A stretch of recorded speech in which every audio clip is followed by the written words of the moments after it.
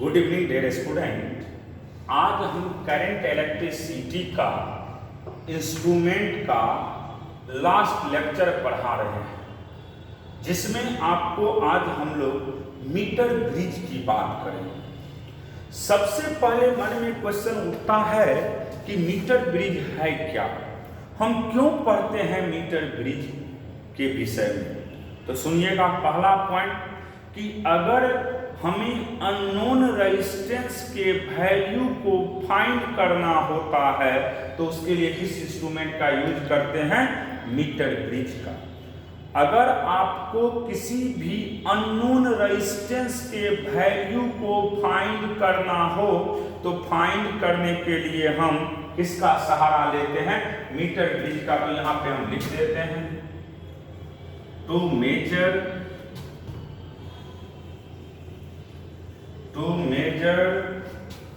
the value of unknown resistance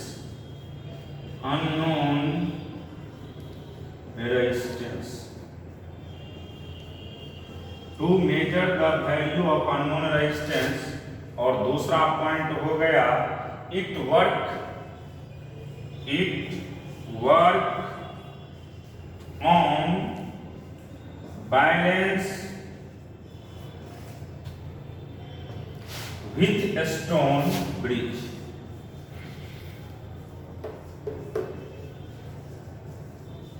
दो point आपको याद रखना है मीटर ब्रिज के विषय में कि सबसे पहला पॉइंट यही है कि ये अननोन रेजिस्टेंस के वैल्यू को फाइंड करने के लिए हम किसका सहारा लेते हैं, मीटर ब्रिज का।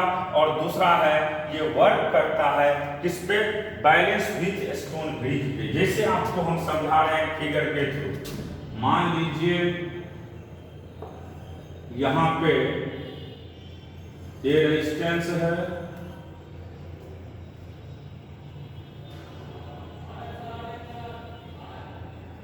ये गैल्वेनोमीटर है,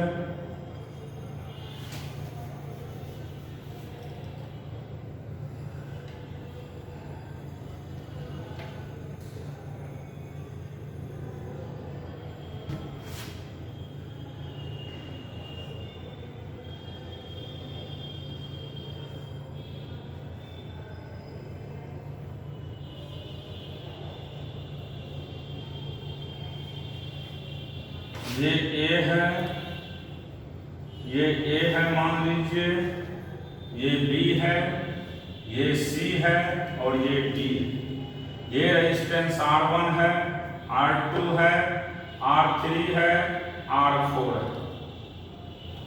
अगर यहां से I करंट आता है, इसमें I1 जा रहा है, इसमें I2 जा रहा है, और इसमें अगर डिफ्लेक्शन Ig का वैल्यू 0 होता है तो ये करंट I1 इसमें आएंगे और ये करंट I2 इसमें जाएगा, नेट करंट I आ जाएगा।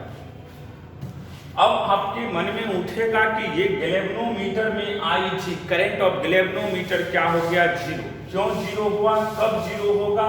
तो याद ये रखिएगा, जब C और D पॉइंट का पोटेंशियल सेम हो जाते हैं, जब C और D पॉइंट का पोटेंशियल सेम हो जाता है तो ब्रिज बैलेंस हो जाते हैं। इसका मतलब ये हुआ पोटेंशियल ऑफ C बराबर क्या होगा, पोटेंशियल ऑफ D। जब पोटेंशियल और C बराबर D हो जाएगा तो हमने पढ़ाए थे आप लोग को, याद होगा, R1 bye R2, R1 bye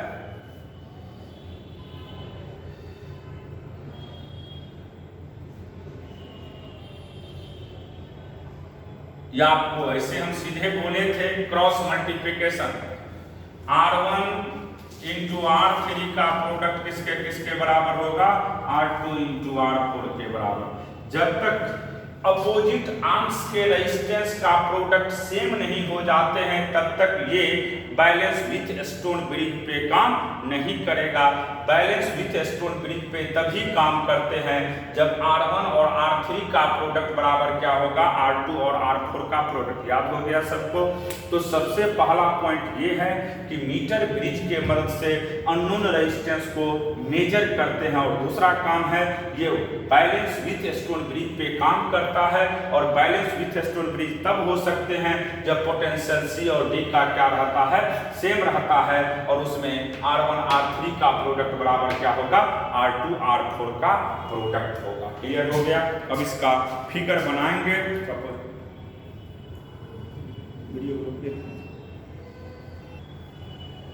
देखिए इसका मीटर ब्रिज का हम एक फिगर बना रहे हैं, अभी समझिएगा सभी लोग।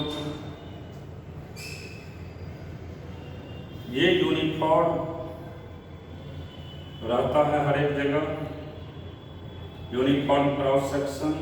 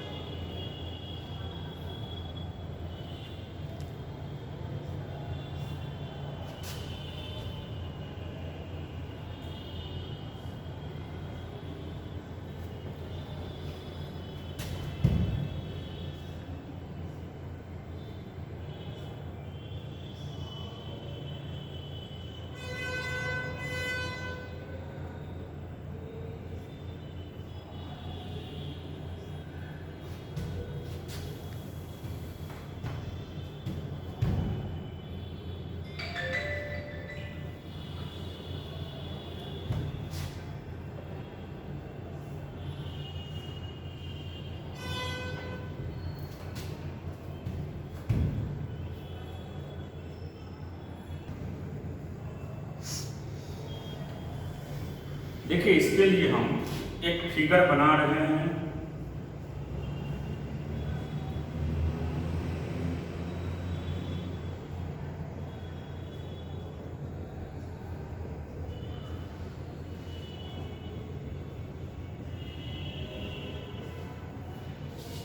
देखिए ये टोटल जो है वह 1 मीटर देते हैं, यानी 1 मीटर को आप सेंटीमीटर में कन्वर्ट करिएगा तो ये 100 सेंटीमीटर हो जाएगा। अब देखिए यहाँ पे दो टाइप का रेजिस्टेंस है, एक अननोन है और एक नोन है। मान लीजिए ये बैलेंस विथ स्टोन ब्रिज यहाँ पे आकर के बैलेंस होता है और इस लेंथ का नाम हमने L दिए हैं, तो ये हो जाएगा 100 - L। और यहाँ पे जो वायर का लेंथ लेते हैं वह कैसा रहता है, हमेशा यूनिफॉर्म क्रॉस सेक्शन रहेगा। यूनिफॉर्म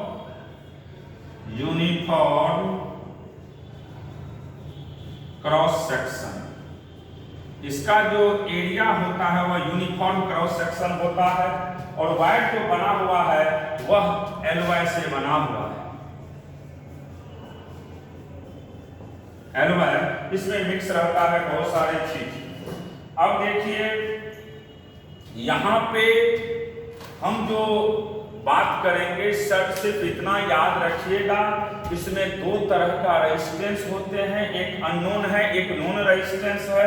टोटल ये स्केल जो होते हैं 1 मीटर होता है, यानी 100 सेंटीमीटर होता है। हम मान लिए कि बैलेंस पॉइंट आपको यहाँ पे मिलता है और हम नाम दे देते हैं A और B, और बैलेंस पॉइंट मान लीजिए C पे मिलता है। कहाँ पे मिलता है, C पे मिलता है। तो आपको याद रखना होगा यहाँ पे कि टेम्परेचर जो है इसका हमेशा रेजिस्टेंस टेम्परेचर से क्या होना चाहिए, इंडिपेंडेंट होना चाहिए। Resistance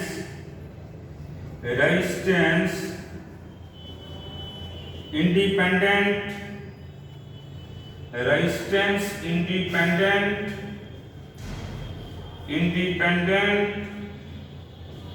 upon the temperature. Resistance का वैल्यू हमेशा टेम्परेचर से इंडिपेंडेंट होना चाहिए।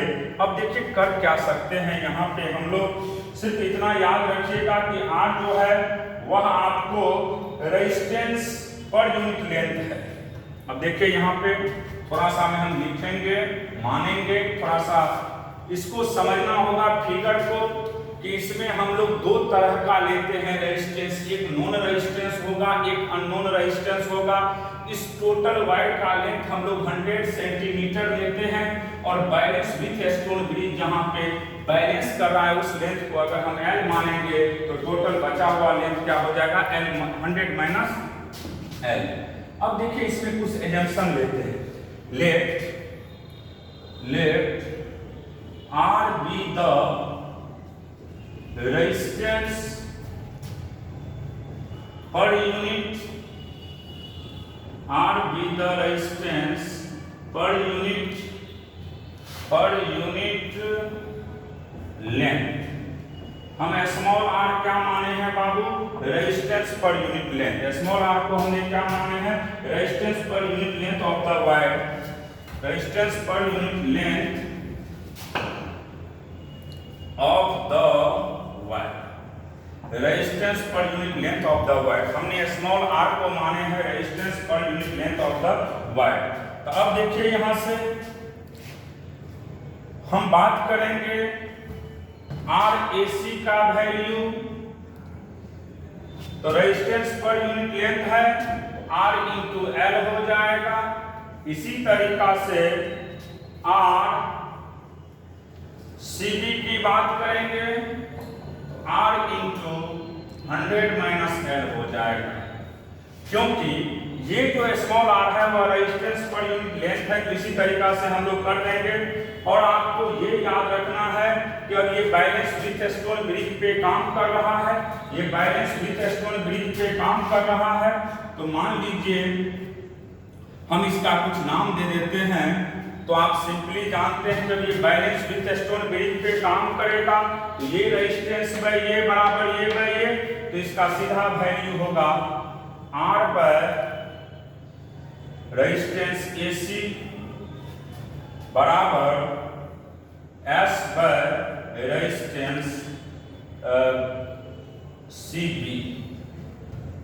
अब देखिए रेजिस्टेंस AC का वैल्यू कितना है, R इंटू L बराबर S upon R into 100 minus L।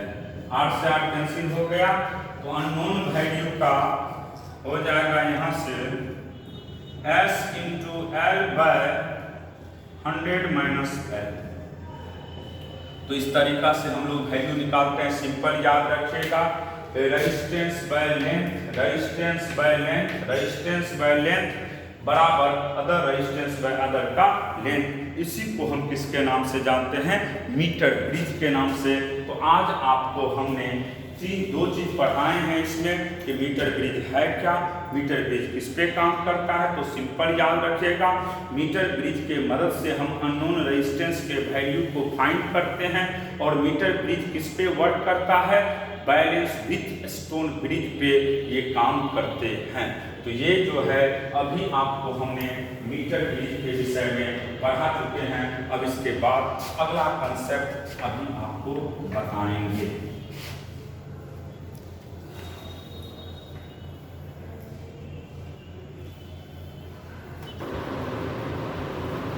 देखिए अब हम लोग नेक्स्ट हेडिंग बात करेंगे heating effect of the current. जैसे मान लीजिए कोई बल्ब है आपके पास, तो जब आप मार्केट में बल्ब खरीदने जाते हैं तो आप कहते हैं कि हमको या तो 30 वाट का बल्ब दीजिए या 50 वाट का बल्ब दीजिए या 100 वाट का बल्ब। आप जितना आपके घर में स्पेस है उसी अनुसार आप बल्ब लेते हैं। तो उस पर कोई भी इलेक्ट्रिकल इंस्ट्रूमेंट होगा बाबू, तो उस पर कुछ न कुछ लिखा रहता है। जैसे मान लीजिए ये बल्ब है, तो इस पे दो चीज लिखा रहता है, P1 V1।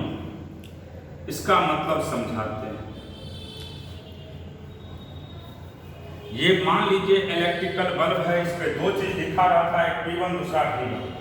P1 का मतलब होता है रेटिंग पावर, P1 को क्या पढ़ते हैं हम लोग? रेटिंग पावर, और V1 का मतलब होता है रेटिंग वोल्टेज। ये कोई भी इलेक्ट्रिकल इंस्ट्रूमेंट अगर हम मार्केट से परचेज करते हैं तो उस पर दो चीज लिखा रहता है, एक पावर लिखा रहता है और दूसरा वोल्टेज लिखा रहता है। जब भी हम कोई भी इलेक्ट्रिकल डिवाइस कहाँ से खरीदते हैं? मार्केट से खरीदेंगे तो निश्चित उस पर दो चीज लिखा रहता है, एक रेटिंग पावर लिखा रहता है और दूसरा रेटिंग वोल्टेज लिखा रहता है। आप लोग ध्यान से नहीं देखते हैं इसीलिए पता नहीं चलता है। अब आपको हम पढ़ा चुके हैं पावर का फार्मूला। तो पावर सिंपल जानते हैं, पावर आता कहां से है? पावर बराबर होता है dW/dt। Work done per unit time को क्या कहते हैं हम लोग? पावर कहते हैं। Work done per unit time को पावर कहते हैं। और वर्क डन हमने पढ़ा चुके हैं Q इंटू EMF होता है बाय dt होता है। फिर हमने बोले थे EMF कांस्टेंट रहेगा, dQ/dt होता है। अगर वह करंट फ्लो करता है तो EMF ही टर्मिनल पोटेंशियल डिफरेंस में कन्वर्ट हो जाता है। तो इसीलिए यहाँ पे करंट फ्लो कर रहा है, इसलिए V इंटू dQ/dt को I कहते हैं। तो पावर का फार्मूला हो गया आपको पावर, जिसको P कहते हैं, और उसका फार्मूला हो गया voltage into current.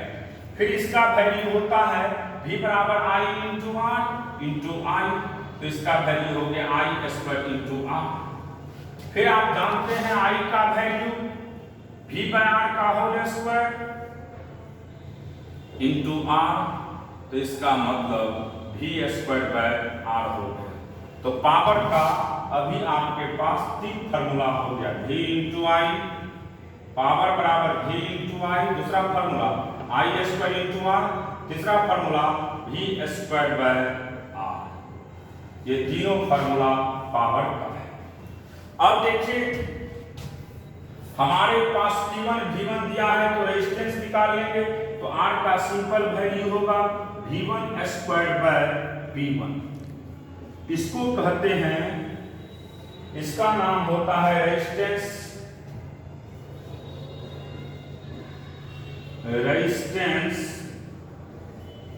Across the electrical device. Resistance across the electrical device, R होता है resistance across the electrical device. और इसका सिंपल फार्मूला याद रखिएगा, वोल्टेज के x²/पावर। रेजिस्टेंस का सिंपल वैल्यू क्या होता है? वोल्टेज का x²/पावर, वोल्टेज का x²/पावर।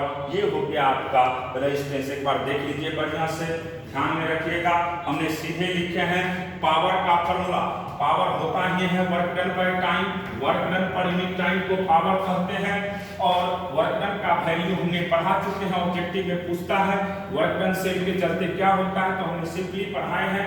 वर्क डन का वैल्यू dQ/Q इंटू E होता है। और अगर बैटरी काम करना स्टार्ट करता है तो E ही किस में कन्वर्ट हो जाता है? V में। E ही किस में कन्वर्ट हो जाता है? V में। अब देखिए यहां तक सभी को याद हो गया। अब जो इसमें पढ़ना है उसी को पढ़ाएंगे। ग्लोइंग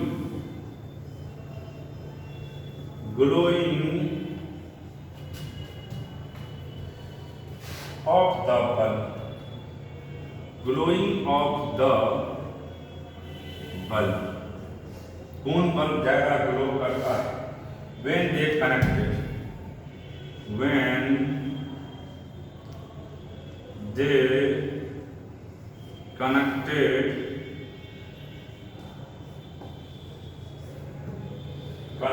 in the देखिए पहला इसमें पढ़ना है सीरीज।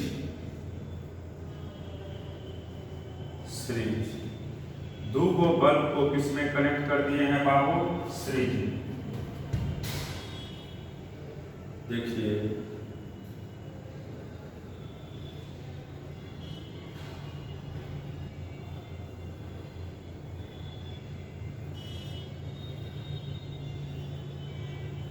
एक बल्ब ये हो गया,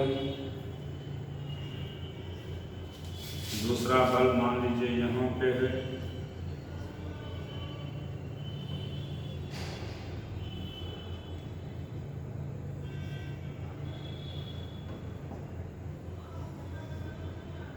दो बल्ब है,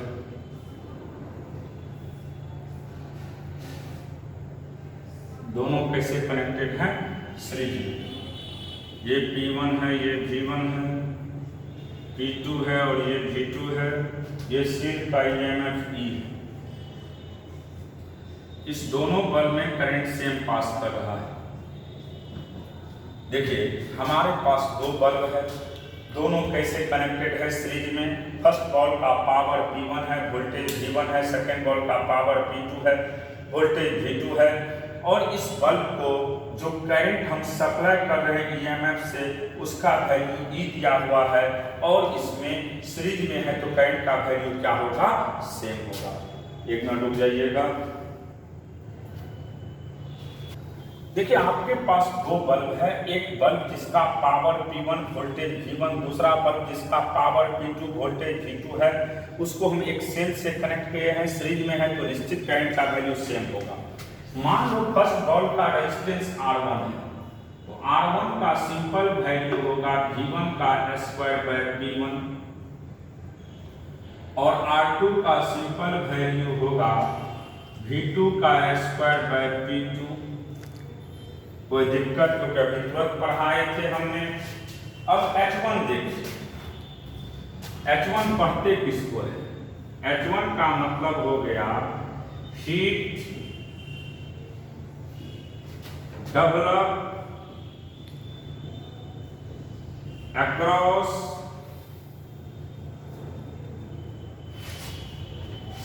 या H, heat develop across the bulb। Heat का फॉर्मूला होता है power into time, power into time. Heat H का वैल्यू सिंपल याद रखिएगा, पावर इंटू टाइम होता है। H का वैल्यू क्या होता है, पावर इंटू टाइम, और पावर का वैल्यू I स्क्वायर RT होता है, I स्क्वायर R होता है, और टाइम का वैल्यू T हो गया। तो H1 की बात करेंगे तो heat develop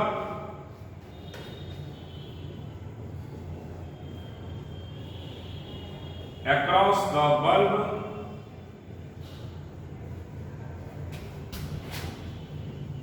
one in time t second. तो इसका सिंपल वैल्यू होगा I स्क्वायर R1T। इसी तरीका से H2 की बात करें तो heat develop across the bulb two in time t second. इसका सिंपल वैल्यू होगा I स्क्वायर R2T। जब हम H1 पर H2 की बात करेंगे तो यहां से इसका वैल्यू होगा I square R1T I square R2T। T से T कैंसिल, I से I कैंसिल, यानी H1 पर H2 का वैल्यू हो गया यहां से आपको R1 पर R2। अब फिर देखिए R1 का वैल्यू हम पहले ही पढ़ा चुके हैं, V1 स्क्वायर बाय P1, और R2 का V2 स्क्वायर बाय P2। पूरे इंडिया में जितने भी इलेक्ट्रिकल इंस्ट्रूमेंट होते हैं सभी का वोल्टेज हमेशा सेम होता है। पूरे इंडिया में जितने भी इलेक्ट्रिकल इंस्ट्रूमेंट होते हैं सभी सेम वोल्टेज पे काम करता है। इसीलिए यहाँ पे हम लिख सकते हैं V1 बराबर क्या होगा, V2। तो V1 बराबर V2 होगा, तो यहां से हम लिख सकते हैं H1 बाय H2 बराबर R1 bye R2, V1 V2 cancel हो जाएगा, बराबर P2 बाय P1। इसका मतलब ये हुआ कि हीट जो है वह इनवर्सली प्रोपोर्शनल हो गया पावर का। Heat inversely proportional to power. हम प्रूव किए हैं। इसका मतलब ये हुआ कि जिसका पावर कम होगा सीरीज कॉम्बिनेशन में वह रोशनी ज्यादा करता है। Hence it represent the low wattage bulb glow more in series combination। तो आप याद रखिएगा, जब हम सीरीज की बात करते हैं तो सीरीज ग्रुपिंग के केस में हमेशा याद रखना है जिसका पावर कम